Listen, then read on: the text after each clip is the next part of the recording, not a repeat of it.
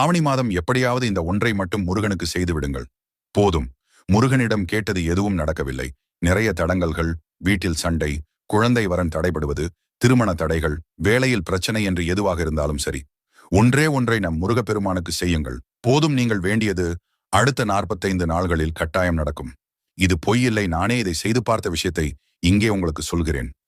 ஆவணி மாதத்தில் வரும் வெள்ளி செவ்வாய்க்கிழமை விட மிகவும் சக்தி வாய்ந்த ஒரு நாள். இந்த மாதத்தில் மொத்தம் 4 வெள்ளிக்கிழமை வரும்.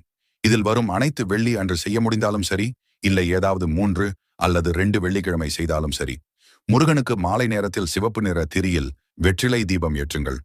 ஒரு 6 பேப்பர்களை எடுத்து உங்களுக்கு என்னவெல்லாம் நடக்க வேண்டுமோ அதை அதில் எழுதி உங்கள் மனதிற்குள் ஆழமாக நடந்தது போல் நினைத்து அந்த பேப்பரை நெருப்பில் எரித்து அந்த சாம்பலை எடுத்துக் கொள்ளுங்கள்.